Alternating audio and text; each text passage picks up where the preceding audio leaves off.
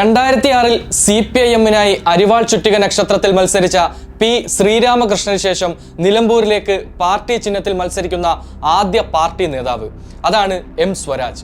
നിയമസഭാ തെരഞ്ഞെടുപ്പിന് വെറും 8 മാസം മാത്രം മുന്നിൽ നിൽക്കുന്ന സാഹചര്യത്തിൽ നിലമ്പൂർ പോലൊരു മണ്ഡലത്തിൽ സ്വരാജിനെ പോലെ ഒരു കരുത്തനെ LDF കളത്തിലിറക്കുന്നതിൽ കൃത്യമായ രാഷ്ട്രീയമുണ്ട്. അത് മറ്റൊന്നുമല്ല, ഏറനാടിന്റെ കമ്മ്യൂണിസ്റ്റ് ചരിത്രം തന്നെയാണ്, അഥവാ നിലമ്പൂരിന്റെ തന്നെ കമ്മ്യൂണിസ്റ്റ് ചരിത്രം എന്ന് പറയാം. ജന്മനാടിന്റെ ആ കമ്മ്യൂണിസ്റ്റ് ചരിത്രം ഓർമ്മപ്പെടുത്തിക്കൊണ്ട് തന്നെയാണ് സ്വരാജ് തെരഞ്ഞെടുപ്പ് പോരാട്ടത്തിന് ഇറങ്ങിയിരിക്കുന്നത്. എന്താണ് ആ ചരിത്രം? കിഴക്കൻ ഏറനാടിന്റെ ഒരു പ്രത്യേകത, നിലമ്പൂർ ഉൾപ്പെടുന്ന കിഴക്കൻ ഏറനാടിന്റെ ഒരു പ്രത്യേകത, ഒരു കാലത്ത് ഏറ്റവും സാധാരണക്കാരായ മനുഷ്യർ ഈ തോട്ടമുടമകളുടെ കാൽക്കീഴിലെ പുഴുക്കളെ പോലെ ഏറ്റവും പീഡനങ്ങളും യാതനകളും അനുഭവിച്ച ദരിദ്രരായി ജീവിക്കേണ്ടി വന്ന ഒന്നുമില്ലാത്ത നിസ്വരായ മനുഷ്യരായിരുന്നു. അവരുടെ കാണപ്പെട്ട ദൈവമായിരുന്നു കുഞ്ഞാലി. അവരുടെ ആവശ്യങ്ങൾക്ക് വേണ്ടി അദ്ദേഹം ഓടിയെത്തും, അവരെ സംഘടിപ്പിക്കും, അവരുടെ സമരത്തിന് നേതൃത്വം കൊടുക്കും. നിലമ്പൂരിൽ നടന്ന ഭൂസമരങ്ങൾ, ആ ഭൂസമരങ്ങളുടെ നേതാവായിരുന്നു അദ്ദേഹം. കുഞ്ഞാലി അദ്ദേഹം അറിയപ്പെടുന്നത് ഏറനാടൻ ചെഗുവേര എന്നൊക്കെയാണ് വിളിക്കപ്പെടുന്നത്. നിലമ്പൂരിൽ ഒരു തെരഞ്ഞെടുപ്പ് എത്തുമ്പോൾ ഒരിക്കലും മറക്കാൻ കഴിയാത്ത പേരാണ് സഖാവ് കരിക്കാടൻ കുഞ്ഞാലി എന്ന കെ കുഞ്ഞാലിയുടേത്.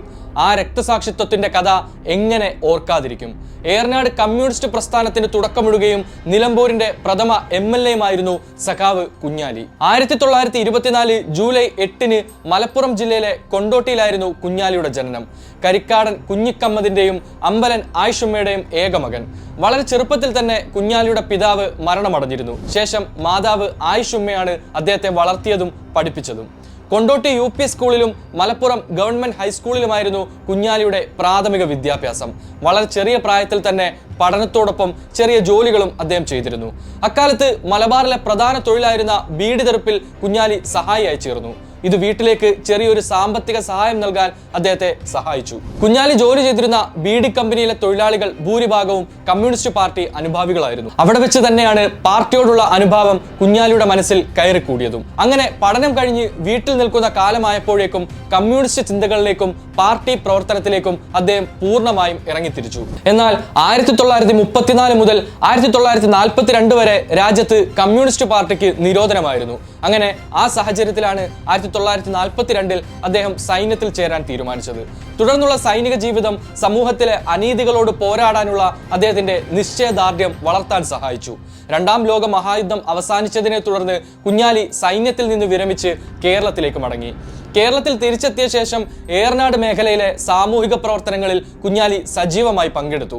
മാത്രമല്ല, ഏറനാട് കമ്മ്യൂണിസ്റ്റ് പ്രസ്ഥാനത്തിന് അദ്ദേഹം തുടക്കമിടുകയും നിലമ്പൂരിൽ പാർട്ടിയെ കെട്ടിപ്പടുക്കുന്നതിൽ പ്രധാന പങ്ക് വഹിക്കുകയും ചെയ്തു.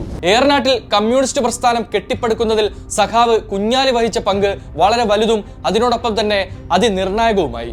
ജന്മി കുടിയാൻ ബന്ധങ്ങളിലെ ചൂഷണവും സാമൂഹിക അനീതികളും രൂക്ഷമായിരുന്ന ഒരു പ്രദേശമായിരുന്നു അക്കാലത്ത് ഏറനാട്. ഈ സാഹചര്യത്തിൽ സാധാരണക്കാരെ സംഘടിപ്പിച്ച് കമ്മ്യൂണിസ്റ്റ് ആശയങ്ങൾ പ്രചരിപ്പിക്കുന്നത് വലിയ വെല്ലുവിളികൾ നിറഞ്ഞതായിരുന്നു. എങ്കിലും ഏറനാട് മേഖലയിലെ കർഷകർ, തൊഴിലാളികൾ, ദളിതർ തുടങ്ങിയ ചൂഷിത വിഭാഗങ്ങൾക്കിടയിൽ അദ്ദേഹം സജീവമായി പ്രവർത്തിച്ചു. അവരുടെ പ്രശ്നങ്ങളെ ഏറ്റെടുക്കുകയും അവരെ രാഷ്ട്രീയമായി അദ്ദേഹം ബോധവൽക്കരിക്കുകയും ചെയ്തു. അടിച്ചമർത്തപ്പെട്ട ജനവിഭാഗങ്ങളെ സംഘടിപ്പിച്ച് അവരെ രാഷ്ട്രീയമായി ശക്തിപ്പെടുത്തുന്നതിൽ കുഞ്ഞാലിയുടെ നേതൃത്വം നിർണായകമായി. ഒപ്പം പാർട്ടിക്ക് കൂടുതൽ കരുത്തു പകരുകയും ചെയ്തു. ജന്മിത്വത്തിന്റെ ചൂഷണങ്ങൾക്കെതിരെയും അനീതികൾക്കെതിരെയും കുഞ്ഞാലി കർഷകരെ അണിനിരത്തി നിരവധി പ്രക്ഷോഭങ്ങൾക്ക് നേതൃത്വം നൽകി.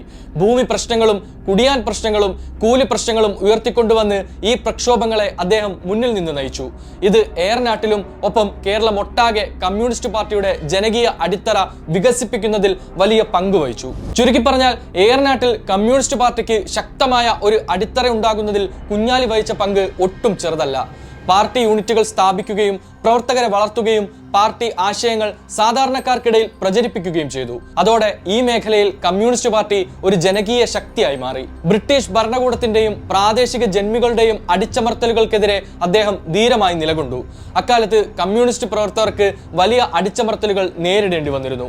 ജയിൽവാസവും കൊടിയ മർദ്ദനങ്ങളും നേരിടേണ്ടി വന്നു. എങ്കിലും അതെല്ലാം അതിജീവിച്ച് അദ്ദേഹം തന്റെ ലക്ഷ്യത്തിൽ ഉറച്ചു തന്നെ നിന്നു. ശക്തരായ ജന്മിമാരും നാടുവാഴികളും കമ്മ്യൂണിസ്റ്റ് പ്രസ്ഥാനത്തെ വളർത്താൻ ഒട്ടും അനുവദിച്ചില്ല.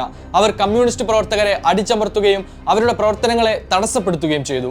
ബ്രിട്ടീഷ് ഭരണകൂടം കമ്മ്യൂണിസ്റ്റ് പ്രവർത്തനങ്ങളെ രാജ്യദ്രോഹമായി കണക്കാക്കി കഠിനമായി അടിച്ചമർത്തി. അറസ്റ്റുകൾ, ജയിൽവാസം, മർദ്ദനം എന്നിവ അക്കാലത്തെ കമ്മ്യൂണിസ്റ്റുകാർക്ക് സർവ്വസാധാരണമായിരുന്നു. ഇതിനോടൊപ്പം തന്നെ മതപരമായ വെല്ലുവിളികളും കുഞ്ഞാലിക്ക് മുകളിൽ പതിച്ചിരുന്നു. മതപരമായ യാഥാസ്ഥിതിക കാഴ്ചപ്പാടുകൾ വളരെ വലിയ രീതിയിൽ നിലനിന്നിരുന്ന ഒരു പ്രദേശമായിരുന്നു ഏറനാട്.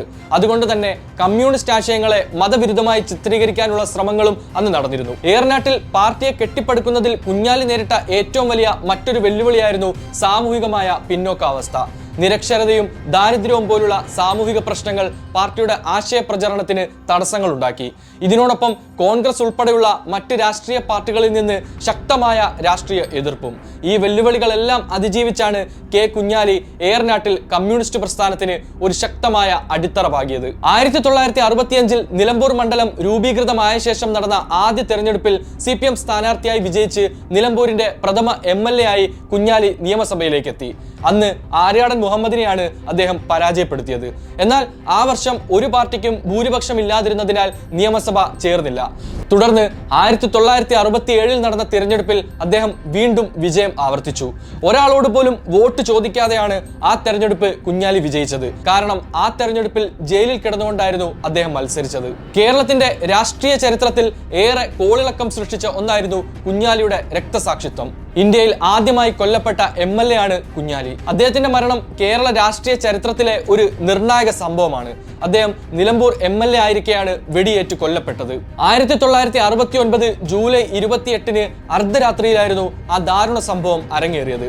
നിലമ്പൂർ അമരമ്പലം പഞ്ചായത്തിലെ ചുള്ളിയോട് പാർട്ടി ഓഫീസിൽ നിന്ന് പുറത്തിറങ്ങി ജീപ്പിനടുത്തേക്ക് നടക്കുമ്പോഴായിരുന്നു ആക്രമണം. കുഞ്ഞാലിയും അദ്ദേഹത്തിന്റെ സഖാക്കളും പാർട്ടി ഓഫീസിൽ നിന്ന് പുറത്തിറങ്ങുമ്പോൾ എതിർവശത്തു നിന്ന് ഒരു ടോർച്ച് ലൈറ്റ് തെളിയുകയും തുടർന്ന് വെടിയൊച്ച കേൾക്കുകയും ചെയ്തു. ആരാടാ എന്ന കുഞ്ഞാലിയുടെ ചോദ്യത്തിന് മറുപടി വന്നത് വെടിയുണ്ടയുടെ രൂപത്തിൽ. വെടിയേറ്റ കുഞ്ഞാലിയെ ഉടൻ തന്നെ കോഴിക്കോട് മെഡിക്കൽ കോളേജ് ആശുപത്രിയിൽ പ്രവേശിപ്പിച്ചെങ്കിലും അദ്ദേഹം മരണപ്പെട്ടു. ഈ കേസിലെ ഒന്നാം പ്രതിയായി അന്നത്തെ പ്രമുഖ കോൺഗ്രസ് നേതാവ് ആര്യാടൻ മുഹമ്മദ് ഉൾപ്പെട്ടിരുന്നു. അദ്ദേഹം 1 വർഷത്തോളം റിമാൻഡ് പ്രതിയായി ജയിലിൽ കഴിഞ്ഞിട്ടുമുണ്ട്. കുഞ്ഞാലിയുടെ മരണമൊഴി ഉൾപ്പെടെയുള്ള കാര്യങ്ങൾ ചർച്ചയായെങ്കിലും കോടതി ആര്യാടൻ മുഹമ്മദിനെ ഈ കേസിൽ കുറ്റവിമുക്തനാക്കി. വെടിയേറ്റത് കെട്ടിടത്തിന്റെ മുകളിലെ നിലയിൽ നിന്നുള്ള പാർട്ടി ഓഫീസിൽ നിന്നല്ല, താഴെ നിന്ന് ആരോ വെടിവെച്ചതായിരുന്നു എന്ന ഡോക്ടർമാർ സ്ഥിരീകരിച്ചത് കേസിന്റെ ഗതി മാറ്റിയതായി പറയപ്പെടുന്നു.